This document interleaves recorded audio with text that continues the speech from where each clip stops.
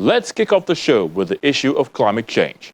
During the COP27 summit held in Egypt, the Lagos state government had the opportunity to present its climate change resilience and adaptation plan to other African countries at the 27th session of Conference of Parties on Climate Change. One of the ideas pitched by the Lagos state government is usage of fossil fuels, building healthcare infrastructure with sustainable energy design, among other initiatives that will be of benefit to Lagosians. Take a look. The impact of climate change is increasingly being felt in Nigeria, with the extent of flooding experienced this year in the north and south and its devastating aftermath. Global warming, flooding, fossil fuel usage, adaptation to climate change were major discussions. At the 27th UN Climate Change Conference, COP27, held in Egypt, some cabinet members of the Lagos state government took a trip to Sharm el-Sheikh to present the state's climate adaptation and resilience plan that will make Lagos the model city for Africa. So Lagos State came here to present its climate adaptation and resilience plan. So it came, as you can see, with commissioners and special advisors and agency heads from different units that are all involved in the adaptation and resilience plan. So from my perspective, I came representing health. And what we're trying to do is to climate-proof the health sector, to build resilience within the health sector, to keep up with Mr. Governor's plan for making Lagos State the model megacity of Africa. So if Mr. Governor's plan is to develop this amazing economic hub of West Africa and Sub-Saharan Africa, which is already Lagos. Everybody loves Lagos. We love Lagos. So we don't want to see Lagos go down under a shock, either a climatic shock or a biological shock.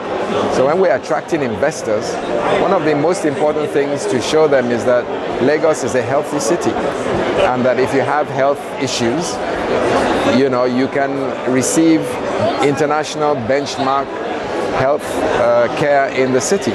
But at the same time, we're developing capacity, infrastructure, human resources, programs. We're digitalizing the health sector. In our infrastructure blueprint, which we've spent about 3 years developing, under Mr. Governor's instructions, we've gone to use international designers on sustainable energy from all over the world to develop very amazing architectural blueprints for the future of the health sector in Lagos State. We've come to the conclusion of many of them now. We've started to roll them out. Massey Street is a sustainable design.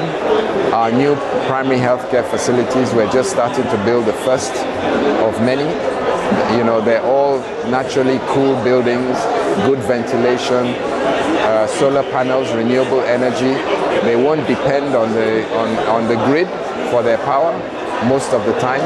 So to operate these facilities, we'll have very low carbon footprint, reduce emission into the environment, reduce on air pollution, and of course, it'll be much cheaper and much more sustainable. As part of efforts to deal with air pollution, plans are in the works to acquire equipment that measure air quality and help lessen the impact of global warming. There's so much opportunity for investments, and not only investments, profit-making, sustainable and enduring investments in Nigeria, because Lagos is a coastal city.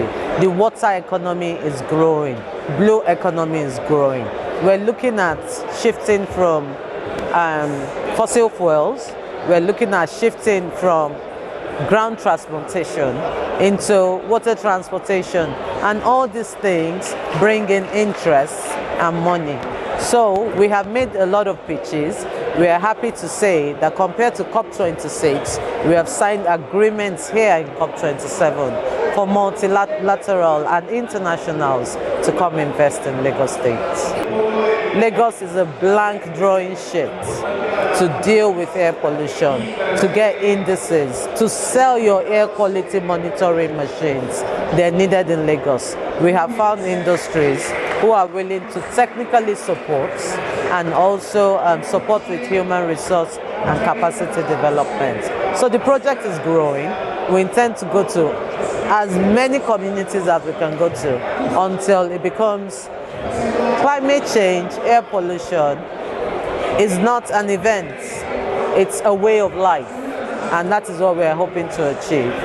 Now, with machines measuring air quality, telling you how it affects your health, telling you when to go out, when not to go out, we are starting to adopt a new way of life.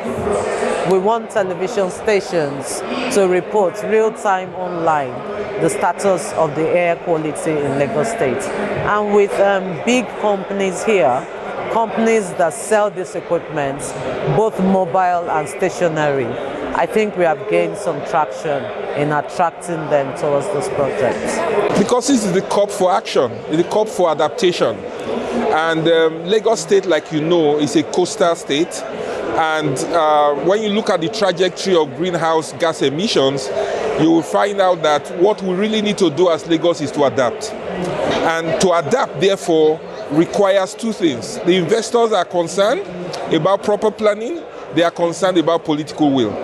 We've done a very strong evidence-based investigation of what our risks are and the implications of no action, which we estimate to be $30 billion for Lagos. And we've also estimated what it requires through 38 different well-defined projects, what it will take to stop that.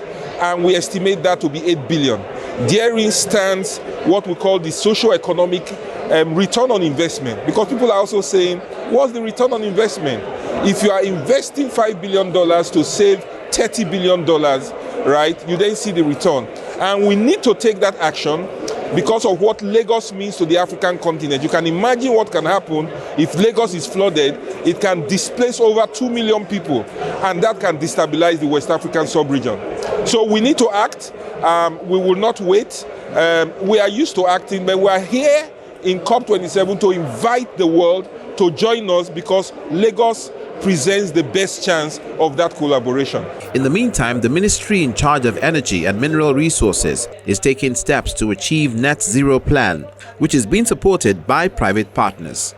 It's incremental. We're going to look at everything from energy swaps to investments in renewables, which is going to help us achieve our net zero ambitions very quickly, and then investments in other fossil fuel technologies that will still, again, help us to reduce the gap in the energy deficits that we have. So it's not one thing that's going to solve the problem. It's a bunch of things entirely.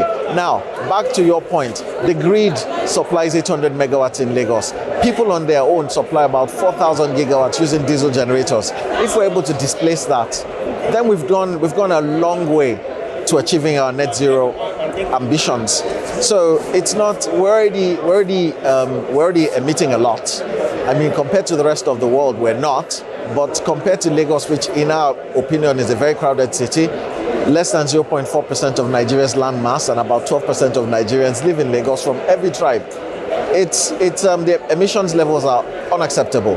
We have LASEPA measuring the air quality and saying it's bad, and so we're not discounting anything. Specifically to the net zero agenda by 2050 as set by the Lagos State government.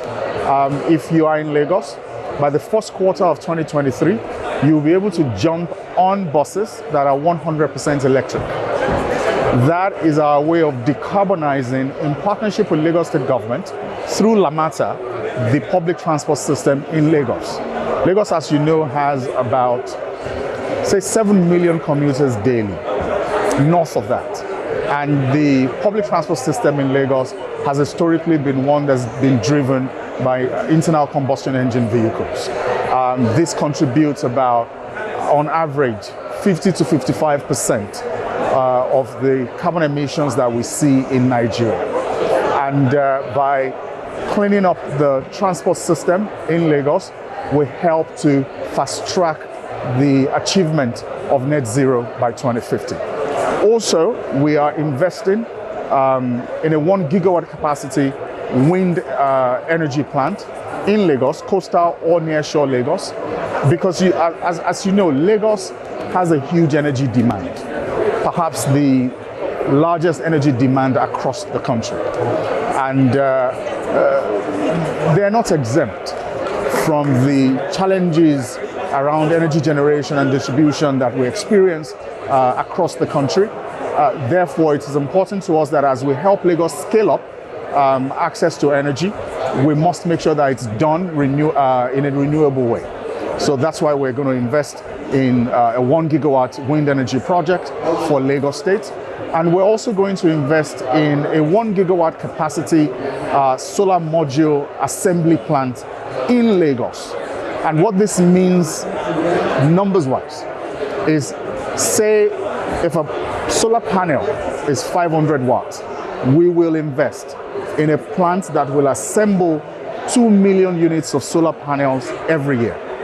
We will source the glass locally, we will source the aluminum framing locally, we will import only the cells and the membrane that is used to enhance the radiation and conversion to energy. As Lagos continues to build its resilient plan and attain net zero agenda by 2050, the state government is assuring residents and investors that it's well prepared to deal with climate change issues.